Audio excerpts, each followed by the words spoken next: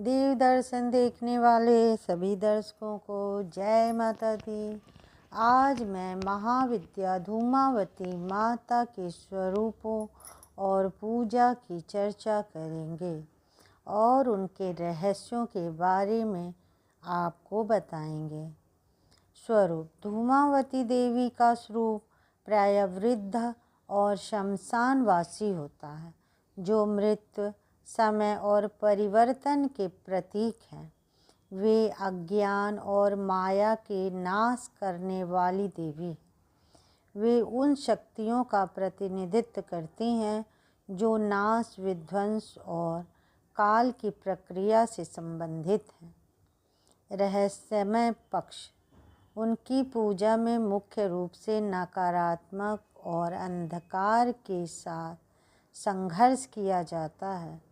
उनके द्वारा दी जाने वाली सिद्धियां साधक को हर प्रकार के भय, विघ्न और मानसिक भ्रम से मुक्त करने में सहायता होती हैं। इनके पूजा करने वालों को डिप्रेशन वगैरह नहीं होता है। धूमावती माता की शरण में जाने से अत्यधिक लाभ होता है। जो साधक धूमावती माता की शरण में जाता है उसकी आध्यात्मिक उन्नति होती है। साधक को आत्मज्ञान, मानसिक शांति और जीवन में संतुलन प्राप्त होता है। विपत्तियों से मुक्ति यदि कोई व्यक्ति शारीरिक या मानसिक कष्टों से गुजरता है तो धूमावती माता की पूजा से उसे कठिनाइयों से बाहर आने का मार्ग मिल जाता है। तंत्र विद्या में सफलता तंत्र साधकों के लिए एक महत्वपूर्ण देवी हैं, जो तंत्र मंत्र यंत्रों में सफलता देती हैं। जो साधक मन से प्रेम से इनकी पूजा करता है वे पूरी तरह से सफल होता है। साधना के दौरान साधक को विशेष ध्यान रखना चाहिए। साधक के मन में सच्ची श्रद्धा, भगवान के प्रति श्रद्धा होनी चाहिए। मन शुद्ध और साफ होना चाहिए। धूमावती माता की साधना केवल एक गहरी श्रद्धा और तपस्या के साथ की जानी चाहिए। इसमें किसी भी प्रकार का छल, लालच या तामसिकता शामिल नहीं होनी चाहिए। धूमावती माता की पूजा करने के लिए गुरु की आवश्यकता जरूर होती है। धूमावती माता की साधना करने से पहले आपको एक कुशल गुरु का मार्गदर्शन में रहकर ही पूजा करनी चाहिए। यह एक शक्तिशाली साधना है।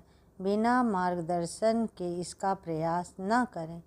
धूमावती माता के गुर और रहस्यों की विशिष्टता तंत्र साधना और उच्चतम दिव्य विद्या से जुड़ी हुई है।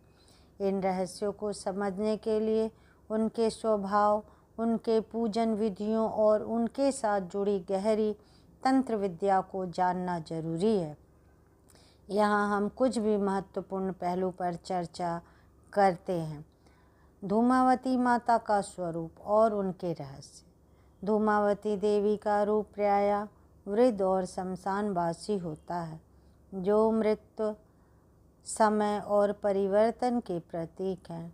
ये अज्ञान और माया के नाश करने वाली देवी हैं। वे उन शक्तियों का प्रतिनिधित्व करती हैं जो नाश, विध्वंस, काल की प्रक्रिया से संबंधित हैं। रहस्यमय पक्ष उनकी पूजा में मुख्य रूप से नकारात्मकता और अंधकार के साथ संघर्ष किया जाता है। उनके द्वारा दी जाने वाली सिद्धियां साधक को हर प्रकार से भय से दूर कर देती हैं, विघ्न और मानसिक भ्रम से मुक्त करने में सहायक होती हैं। इन धूमावती माता की पूजा सच्ची श्रद्धा भक्ति से करनी चाहिए। यह एक श्रद्धा और तपस्या के साथ की जाने वाली किसी भी प्रकार का छल, कपट, लालच, तामसिकता शामिल मन में नहीं होनी चाहिए।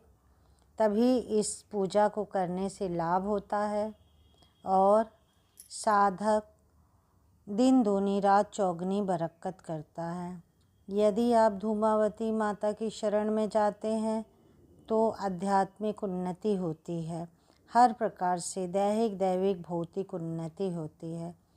धूमावती माता की साधना के कई रहस्यमयी सिद्धियां प्राप्त होती हैं।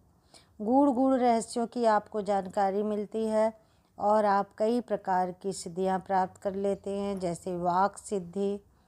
इनकी पूजा करने से आपको मानसिक शांति होती है, शत्रुओं पर विजय प्राप्त होती है, संप्रदाय के शत्रुओं का नाश और कठिन परिस्थितियों में सहनशीलता शामिल होती है।